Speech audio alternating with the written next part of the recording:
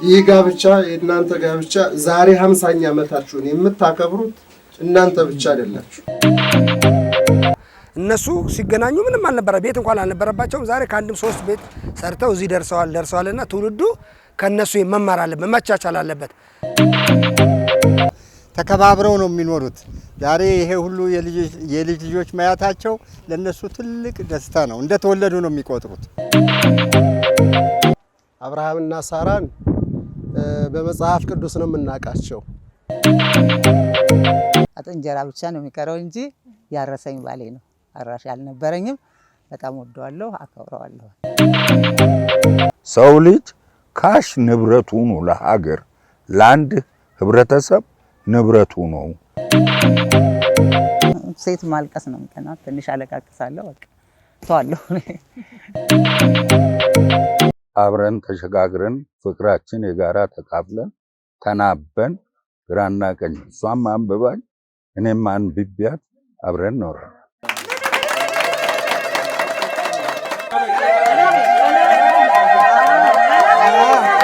እግዚአብሔር ወዶ እግዚአብሔር ፈቅዶ ለዚህ ዕለትና ለዚህ ሰዓት ያደረሰን አምላካችን ስሙ የተመሰገነ ይሁን።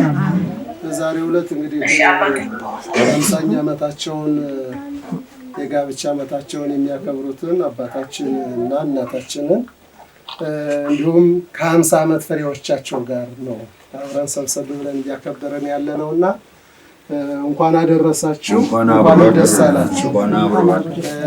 ይህ መታደል ነው። በፈቃድ እግዚአብሔር የተመሰረተ ጋብቻ ብዙ ጥቅም አለው። መጀመሪያው ለሀገር ለሕዝብ የሚጠቅም ዘር የሚተካበት ነው መልካም ጋብቻ፣ በፈቃድ እግዚአብሔር የተመሰረተ ጋብቻ። ሁለተኛው ደግሞ እግዚአብሔርን ደስ የሚያሰኝ እግዚአብሔርን የሚፈራ ትውልድ የሚገኝበት ነው በፈቃድ እግዚአብሔር የተመሰረተ ጋብቻ። እና እንግዲህ ጋብቻን ስናስብ እውነት ለመናገር ብዙ ፈተና የበዛበት ብዙም ደግሞ ደስታ የበዛበት ማዕከላዊ ዓለም ነው ጋብቻ። እንግዲህ በመጽሐፍ እንደምናነበው የታየው እንዳትል። ስለዚህ ጋብቻ እግዚአብሔር የባረከው እግዚአብሔር የፈቀደው ጋብቻ በጣም ጥሩ ነው። እንደነኛ አይነት ረጅም ዘመናትን ተሻግረው ለሁላችንም አስተማሪ የሆኑ አባቶች የተገኙት መጀመሪያም በጋብቻ ነው። አሁንም ይህንን ያክል ዘመን ተሻግረው ጋብቻቸውን ነው እያከበሩን ያለነውና በእውነት ረጅም ዕድሜ ሙሉ ጤንነትን አብዝቶ ያድልልን። ይህ ጋብቻ እግዚአብሔር አምላካችን ሰውን ከፈጠረ በኋላ ያስተላለፈው መልእክት ቢኖር ምንድነው? ስለ ጋብቻ ነው። የጋብቻን ቅድስና፣ የጋብቻን ክብር፣ የጋብቻን ሉዓላዊነት ነው በሰፊው የተናገረው። ሰውን በአርአያው በአምሳሉ ፈጠረ፣ ከአራቱ ባህርያተ ሥጋ ከ3ቱ ባህርያተ ነፍስ ሰውን ከፈጠረ በኋላ ብዙ ተባዙ ምድርንም ሙሏት ነው ያለው። ምድር የምትሞላው እንዲሁ ዝም ብሎ እንደ እንጉዳይ በመብቀል አይደለም። እግዚአብሔር በባረከው ጋብቻ ምድር የምትሞላው እግዚአብሔር በባረከው ጋብቻ። እግዚአብሔር በባረከው ጋብቻ የሚገኝ ዘር እንዳልኳችሁ ለእግዚአብሔርም ይመቻል፣ ለሀገርም ይመቻል፣ እግዚአብሔርንም ደስ ያሰኛል፣ ወላጆቹንም መልሶ ይክሳል። ልክ አሁን አባታችን በልጆቻቸው እንኳን ደስ ያለዎት እንኳን ደስ አላችሁ እየተባሉ እንደሚባሉት ሁሉ ልክ እንደዚሁ ወላጆቻቸውን የሚያስደስቱ ልጆች የሚገኙት በፈቃድ እግዚአብሔር የተመሰረተ ጋብቻ ነው። እንደ አባታችን እንደ እናታችን አይነት ማለት ነው እና ይህን 50 ዓመት ጉዞ ዛሬ ለተሰጠው ለአንድ ሰው ረዥም ዕድሜ የሚባል ነው። የአንድ ሰው ዕድሜ ነው 50 ዓመት። ምክንያቱም በ20 ዓመት በ30 ዓመት የሚቀጩት ብዙ ስላሉ ማለት ነው። እግዚአብሔር ፈቅዶላቸው የአንድ ሰው ዕድሜ አብሮ መኖር መከራን ተቋቁሞ መኖር መታደል ነው። እግዚአብሔር መርጧችሁ ነው። ምን ያህል ጋብቻችሁን እግዚአብሔር እንደሚወደው ምን ያህል በእናንተ ላይ እግዚአብሔር እጁን አስገብቶ እንደባረካችሁ እዚህ ላይ ስትደርሱ ነው እየተረዳችሁት ያላችሁ። ስለዚህ በእውነት እድለኞች ናችሁ አባቶቻችን። እድሜ ጤና አብዝቶ ይስጣችሁ። ዛሬ እናንተን ጋብቻ ስናከብር በትዳር ያሉት ሁሉ በሙሉ አራያ ልምድ ተሞክሮ ቀስመው ነው የሚሄዱት። ይህ ጋብቻ የእናንተ ጋብቻ ዛሬ 50ኛ ዓመታችሁን የምታከብሩት እናንተ ብቻ አይደላችሁ። እዚህ ላይ የተሰበሰባችሁት እኮ ዛሬ 10 ዓመታችን ነው፣ የዛሬ ሳምንት 20 ዓመት ይሞላናል፣ የዛሬ ወር 30 ዓመት ይሞላል። እዚህ ላይ ቁጭ ብላችሁ የምታስቡ እኮ ትኖራላችሁ እኮ 5 ዓመት የሆናችሁ ትኖራላችሁ። ልክ እንደዚህ እኛም ዛሬ የምንመርቃቸው አባቶቻችን ተመርቀው ነው እዚህ የደረሱ። ተመርቀው ስላችሁ በፈተናና በደስታ መካከል አልፈው ነው ዛሬ እዚህ ላይ የደረሱት። ዶሮም እኮ መጀመሪያ ካርዳ ከዛ በኋላ በእሳት እንትን ተብላ ታውቁታላችሁ እናቶቻችን። ከዛ ተገነጣጥላ በብዙ ሽንኩርት በብዙ በርበሬ በብዙ ነገር ሆና ተሰርታ ምን ሆነች ነው ተበረቀች ይባላል። መረቅ ሆነች ይባላል። ጣፋጭ ምግብ ትሆናለች ማለት ነው። አባቶቻችንም ዛሬ እዚህ የደረሱት በደስታው ልጅ በመውለድ ዘር በመተካት የልጆችን ፍሬ በማየት ከዛ በተጨማሪ ማህበራዊ ኑሮ በመኖር እግዚአብሔር ደስ የሚሰኝበትን ስራ በመስራት በደስታው በዚህ ውስጥ አልፏል። በመከራው ስናይ ደግሞ ውስጥ ላይ ብዙ የሚፈጠሩ ነገሮች አሉ። ያን እናንተ ናችሁ የምታውቁት።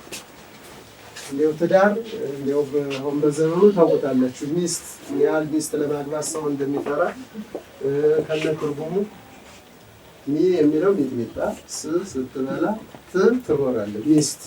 እንደዚህ አይነት ወጣቱ ትርጉም ይሰጣል። አንዳንዶቹ ደግሞ ሚሪንዳ ስትጠጣ ትኖራለህ ሚሪንዳ ስትጠጣ ብለው ደግሞ በመልካም የሚተረጉሙት አሉ። ወጣቱ ነው ይሄን የሚለው። ስለዚህ የጋብቻን ፈተናና መልካም ነገር ዛሬ አባቶቻችን ጊዜ ኑሮ ሁለታቸው ተሞክሯቸውን ለሁላችንም ቢያካፈሉን ብዙ መልካም ነገሮችን ቀስመን የምንሄድበት ዕለት ነውና እውነት ከዚህ ልንማር ይገባል። የእነሱንም ጋብቻ እግዚአብሔር ይባርክልን፣ የእናንተንም ጋብቻ እግዚአብሔር ይባርክ።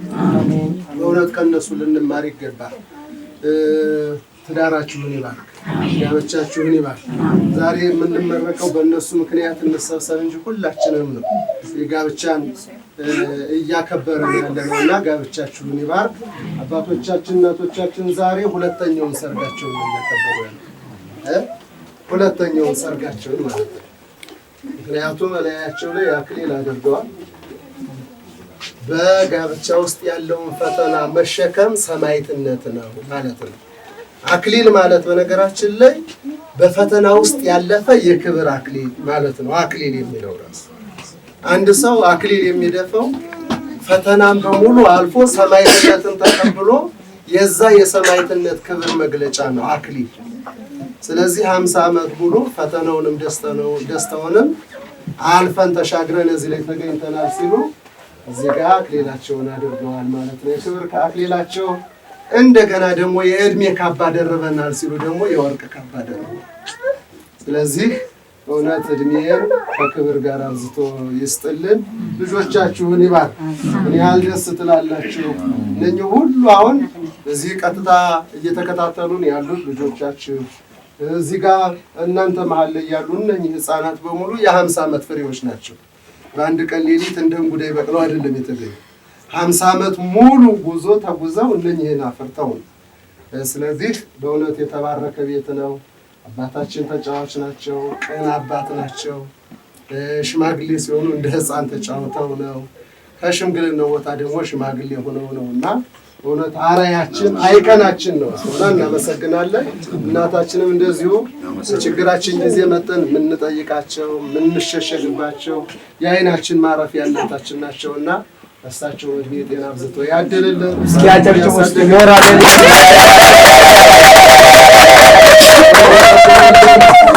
ይባርክልን። እውነት አበባ እዚህ ጋር ቅድም ሁላችንም ሰላም ስትለን የነበረችው በእውነት በጣም ቅን በጣም የዋህ ትሁት ተጫዋች ልጃችን ነች እና እውነት የልቧን ቅንነት የልቧን መሻት አይቶ በሰው ሀገርም ብትሆን ደስተኛ ነች ባለችበት በጣም ደስተኛ ናትና ባለችበት እግዚአብሔር ይባርካ አሜን አሜን እግዚአብሔር ይጠብቅ አሜን የልብሽን መሻት ይፈጽምልሽ ሰው መቼም በዚህ ዓለም ሲኖር ይሄንን አድርጌ ያን አደርጋለሁ ነው የሰው ጉዞ ያን እስከ ዕለተ ሞታችን ድረስ ዝም ብሎ የማያስብ የለም ሁሉም ሰው አይምሮ የተሰጠው ሰው ያስባል ዛሬ ይሄንን አድርጌ ከነገ በኋላ ያን አደርጋለሁ ነውና እህታችን አበባም ዛሬ እንደዚህ አድርጌ ነገን ያን አደርጋለሁ ስለሆነ እግዚአብሔር የልቧን መሻት ይፈጽምልን እግዚአብሔር ይባርካችሁ እግዚአብሔር ይጠብቅልን በእውነት 100 ዓመት እንድትሞሉ እግዚአብሔር ይፍቀድላችሁ አሜን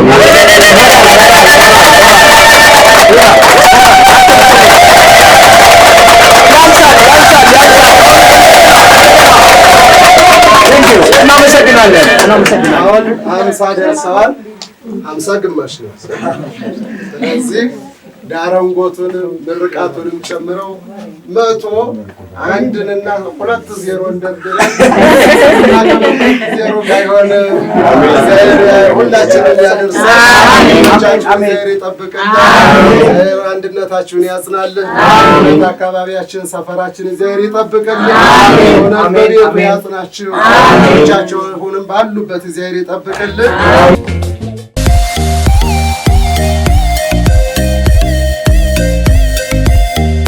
እኔ ተሾመ ካሳ እባላለሁ። ጥሩነሽ ከበደ ትባላለች። ጅምሩ በፍቅር ተጀመረ።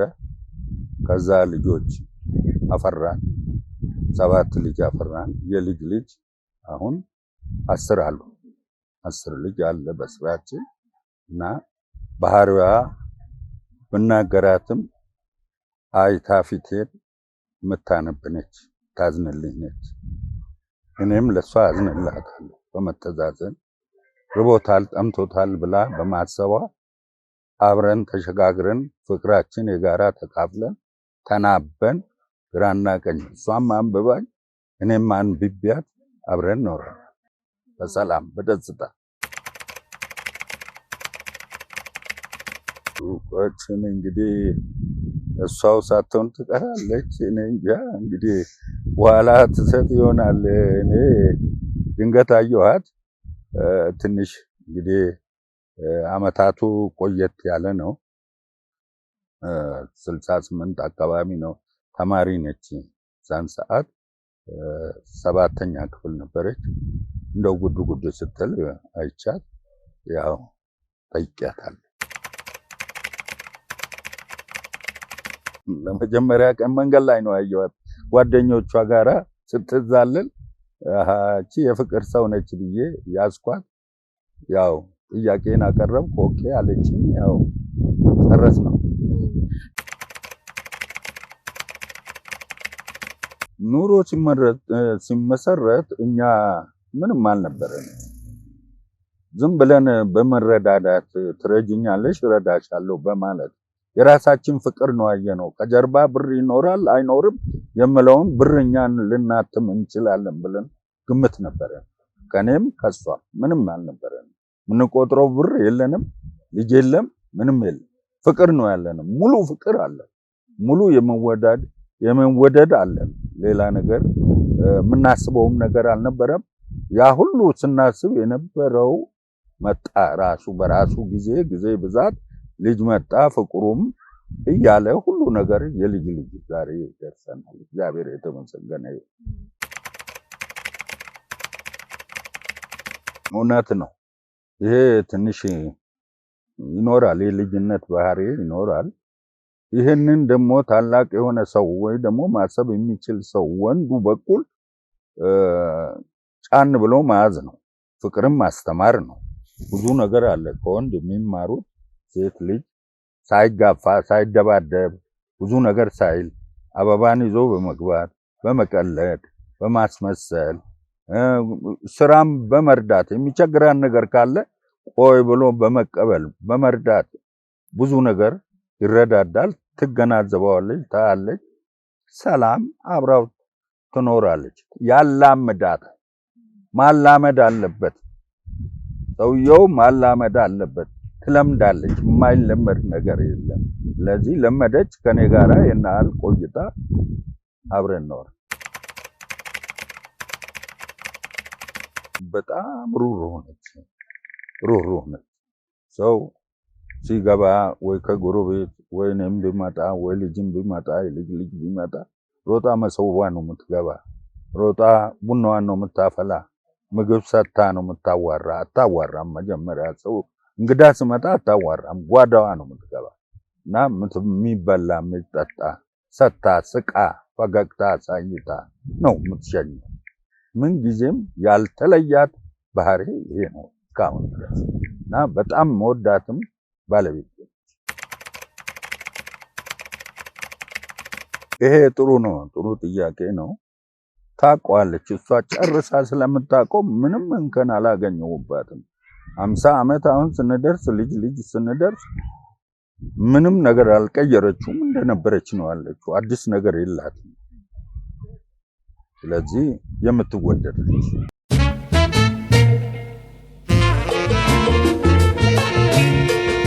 በስመ አብ ወወልድ ወመንፈስ ቅዱስ አሐዱ አምላክ። ስሜ መልአከ ገነት ቆሞስ አባ ወልደ አረጋዊ ተጠምቀ መድኅን ይባላል። የአሰላ ርዕሰ ገዳማት ወአድባራት ደብረ ምጽላል ቅድስት ማርያም ቤተክርስቲያን አስተዳዳሪ ነኝ።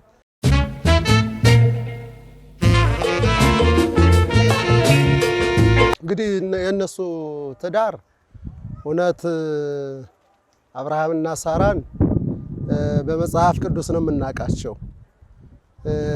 በዘመናችን ደግሞ አብርሃምና ሳራን የምንመለከትባቸው እውነት ለአካባቢውም እንደ ክርስትናም የሚያስቀኑ ትልቅ አባትና እናት ናቸው። በእውነት እግዚአብሔር የባረከው ነው ትዳራቸው። ሁልጊዜ በቤቱ የሚጸኑ፣ የተራበ የሚያበሉ፣ የተጠማ የሚያጠጡ፣ የታረዘ የሚያለብሱ፣ የተቸገረ የሚጠይቁና የሚያጽናኑ ባለትዳሮች ናቸው። በእውነት የሚያስቀና ትዳር ነው ያላቸው። በዘመናችን አብርሃምና ሳራን የምናይባቸው ናቸው። እንግዲህ ለዘመኑ ለትውልዱ እውነት ለመናገር በአሁኑ ሰዓት ትዳርን ወይም ደግሞ የጋብቻ ሕይወትን እየኖረ ነው ማለት አይቻልም። ተራርቋል። ትዳር እንደ ሰማይ የራቀበት እንደ ሾህ የሚፈራበት ዘመን ላይ ነው ያለነውና እውነት ለመናገር ከነሱ ሊማር ይገባል። እነሱ ረጅም ዘመን 50 ዓመት ሙሉ በትዳር የኖሩበት እንዲሁ ፍጹም ደስታ ሆኖ አይደለም። በደስታም በሐዘንም ውስጥ ነው ጋብቻን ሕይወት ነው ብለው ሕይወታቸው አድርገው የኖሩትና ትውልዱ ከነሱ ሊማር የሚገባው መቻቻል፣ ለትዳር መጽናት፣ ትዳር በሕይወታችን ስንኖር የሚያስፈልግ መሆኑንና እንዲሁም ደግሞ በፈቃደ እግዚአብሔር የተመሰረተ መሆኑን ትውልዱ ሊረዳ ይገባልና ትዳር መቀለድ የለበትም። ትውልዱ ትዳር ከመሰረተ በኋላ መተሳሰብ ይኖርበታል። በመተሳሰብ በመናበብ በግልጸኝነት እንዲሁም ደግሞ በታማኝነት። ለትዳሩ ታማኝ ካልሆነ ሰው ትዳሩ ይፈርሳል፣ ረጅም ርቀትም አይጓዝም። ከጋሽ ተሾመና ከእናታችን ጋር የምንማረው ነገር ቢኖር ምንድን ነው? ለትዳራቸው ክብር መስጠት፣ ለትዳራቸው ታማኝ መሆንን ነው ዘወትር የምናየው። ዛሬም የተረዳ ነው ያን ነው። ስለዚህ ትውልዱ ለትዳሩ ታማኝ ሊሆን ይገባል። በአንድ ሊጸና ይገባል። በአንድ መጽናት ከብዙ ነገር በብዙ ነገር ይጠቅማል። በአንድ ከተጸና ዘር ይተካል። ሁለተኛ ከዘመኑ በሽታም ይዳናል። ሶስተኛ በኢኮኖሚ አቅሙንም ያጎለብታል። ስለዚህ በአንድ በመጽናት በመተሳሰብ በመተዛዘን ሊኖር ይገባል። ወጣቱ በተለይ የነሱን ህይወቱ ሊያደርግ ይገባልና ብዙ ተምረንባቸዋል። ብዙ ተምረናል ከነሱና በእውነት ተመልካቹ ሁሉ የነሱን ህይወት ምንድነው ብሎ ሪሰርች ሰርቶ በዛ ውስጥ በዛ ጉዞ ሊቀጥል ይገባዋል የሚል መልእክት አለኝ። እሺ ጥሩነሽ ከበደ እባላለሁ። እኔ አጋጣሚ ነው እንጂ እኔ ብዙም እንትን አልነበረኝም። ስለዚህ ሰው ይገናኛል፣ ይፈቃቀራል፣ ፍቅር ነው። አንድ ሁለቴም ሲጠይቀኝ እኔ ሴቶች መግደርደር ያለብን እንግደረደራለን።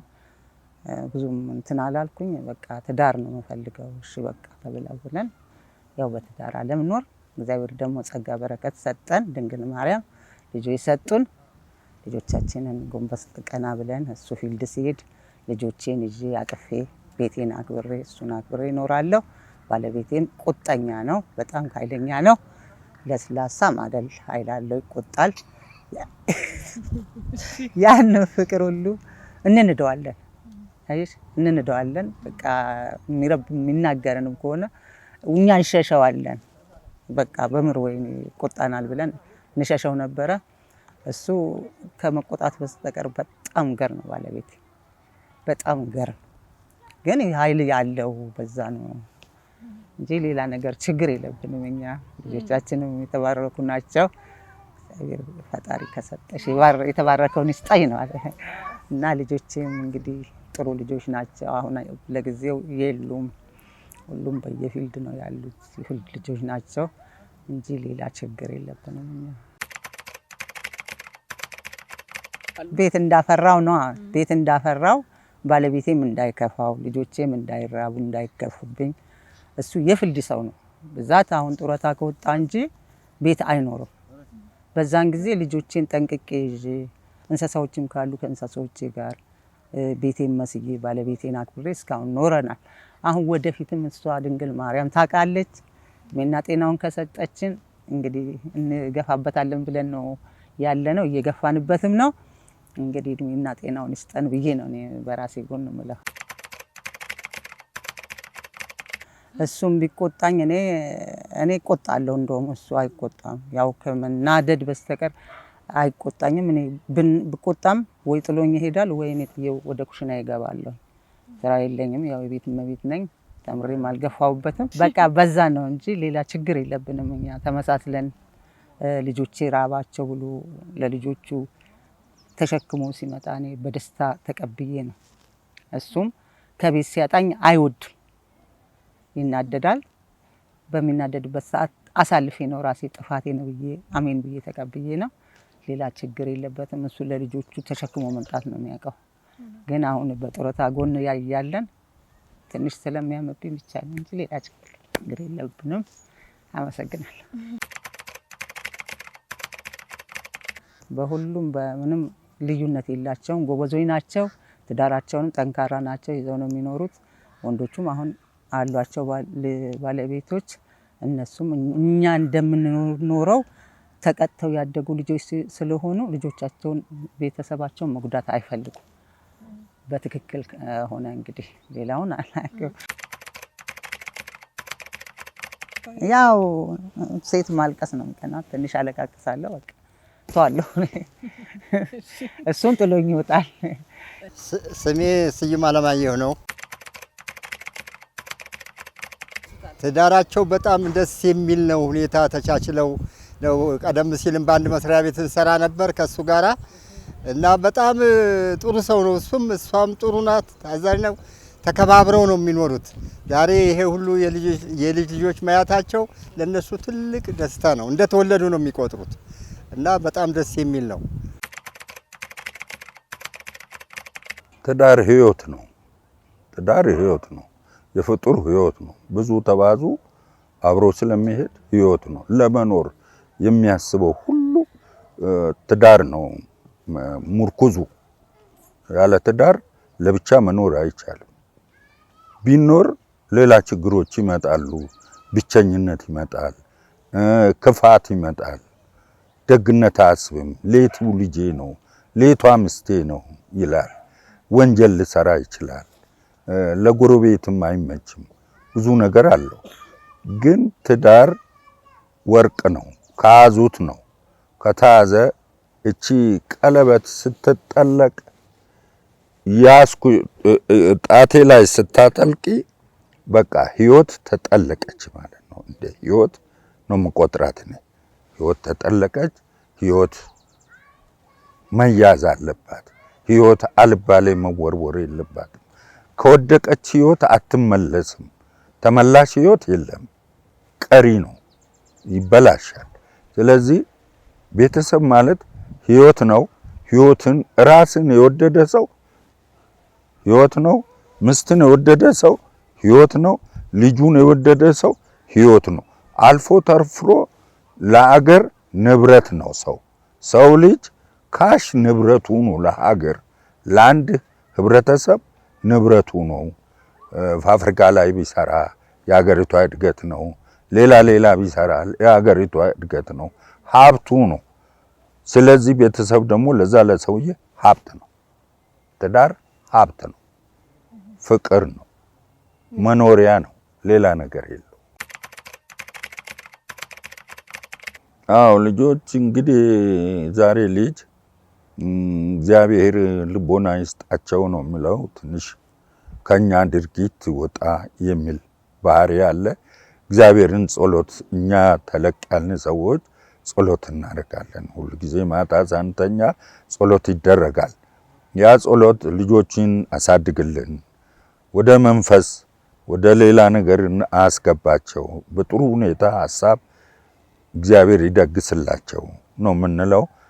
የዛሬ ልጅ ካዘም ጥሩም ነበሩ፣ መልካቸው ጥሩ ነው። የዛሬ ልጅ ደግሞ ውስጡ ነው ትንሽ ጭካኔም ቢኖር በእግዚአብሔር መልክ ሊመለስ ይችላል። መልኩ ጥሩ እንደሆነ እግዚአብሔር ደግሞ ሆዱንም ጥሩ ያርግልን ብዬ ነው ጸሎት ማድረገው። ዛሬ ልጅ ጥሩ ነው፣ ቆንጆ ነው፣ ቆንጅዬ ናቸው ሴቱም ወንዱ። ስለዚህ እግዚአብሔር ደግሞ ውስጣቸውን ቆንጆ ያርግልን ነው ብለን ነው እንጸልየው። በኔ ህይወት ባልና ሚስት ቁልፍ ማለት መናበብ ነው። ሲቸግረው ሲከፋው ማንበብ ነው። እሷም ያው መናበብ ነው። ቁልፍ ነው ብዬ የምገምተው መታዘዝ ነው። ያ ችግሩን አብሮ መካፈል ነው። ጥሩነሽ ከበደ እናቴ ነች፣ ምስቴ ብቻ አይደለችም፣ እህቴ ነች፣ ቤቴም ነች፣ ጎጆዬም ነሽ። በጣም ወድሻለሁ።